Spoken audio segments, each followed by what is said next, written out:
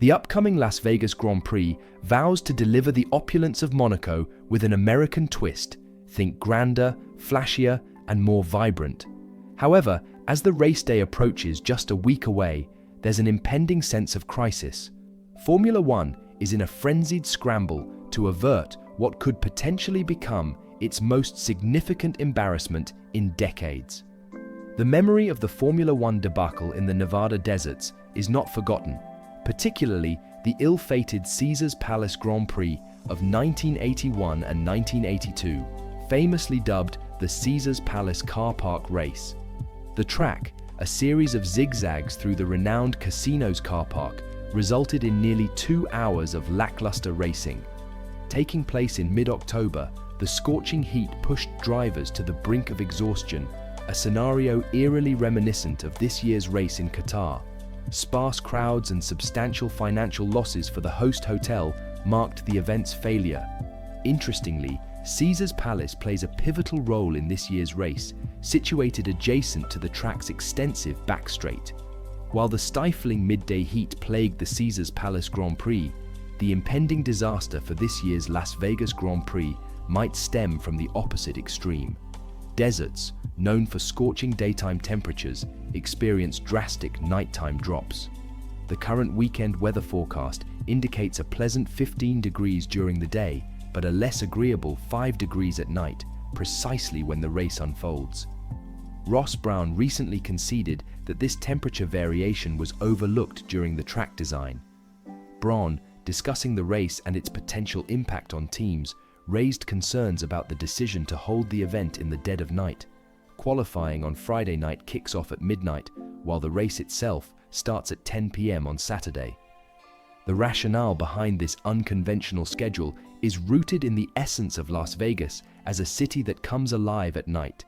The bustling casinos, wielding significant influence over the city, aim to be packed to capacity as people revel in the glamour of a Formula One weekend.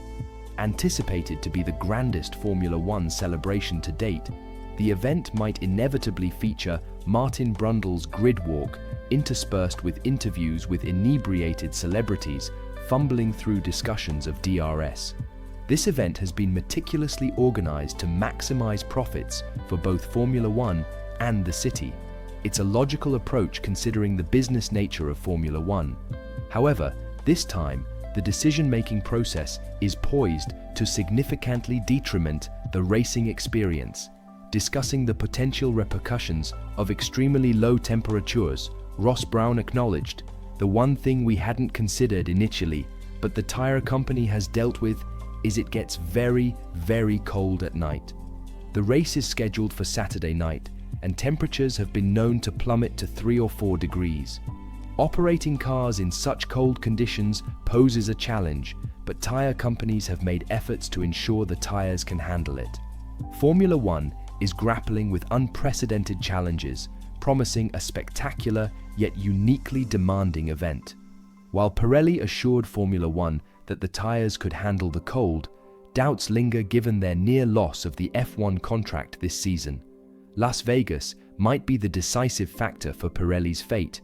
Ross Brawn, a trusted figure in the world of Formula One, expresses confidence that the cold won't be a significant issue.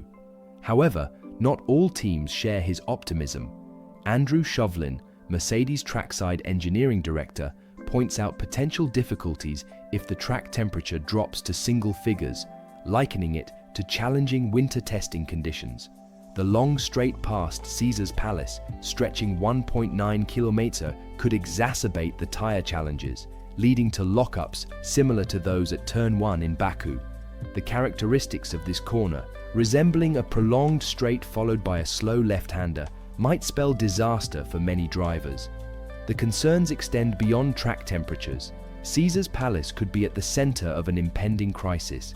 It's one of the venues that will be impacted if the planned culinary and bartenders union strike involving 35,000 people materializes.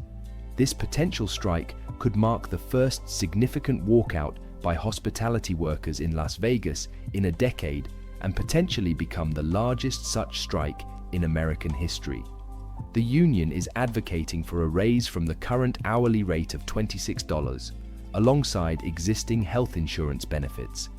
With hotel rates for the upcoming weekend skyrocketing by more than 300% compared to the previous year, it's evident why workers are seeking additional compensation. Formula One races draw in massive crowds, but without chefs, bartenders, cocktail waiters, and pot washers to cater to them, the event could descend into utter chaos. The Culinary Union has urged race attendees not to cross picket lines and to avoid hotels and casinos entangled in labor disputes. Despite 7 months of negotiations with MGM Resorts, Caesars Entertainment, and Wynn Resorts, an agreement to avert the strike remains elusive. The current proposal, though historic, falls short of workers' expectations, especially considering the substantial profits these corporations are enjoying. In a statement, Culinary Union Secretary-Treasurer Ted Papageorge emphasized the historic significance of the event, noting that the eyes of the sporting world are on Las Vegas for what is touted as the nation's most significant sporting spectacle. The major corporations at the negotiation table would likely want to avoid the embarrassment of a large-scale walkout, as it could attract unprecedented media coverage. Beyond concerns about their hospitality staff, hotel companies face additional challenges. Oversteer 48's analysis of hotel room prices for the race weekend reveals a staggering 300% increase on average from the previous year.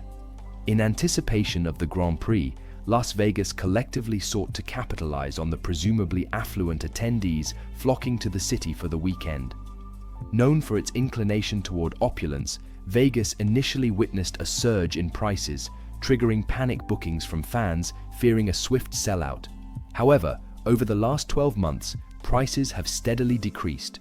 One contributing factor has been the exorbitant cost of race tickets, with grandstand seats for all 3 days fetching thousands of dollars. The high expense associated with attending the weekend has left plenty of grandstand seats available and numerous beds to be filled. Hotel room prices have undergone reductions of up to 83% from their initial rates, and further decreases are anticipated in the lead-up to the race. The latest reports highlight a substantial reduction in nightly rates, with Circus Circus leading the way in rate decreases.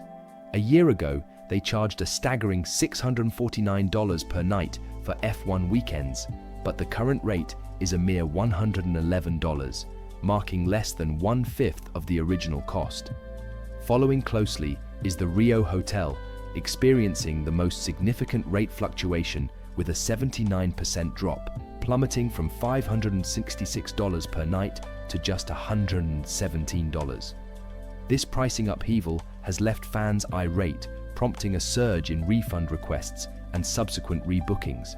Many are managing to save hundreds, if not thousands of dollars. The convergence of strikes by hospitality workers and the inundation of refund appeals for overpriced rooms echoes the financial pitfalls of the 80s, suggesting that the F1 Grand Prix in Las Vegas might be heading toward a financial catastrophe for the city.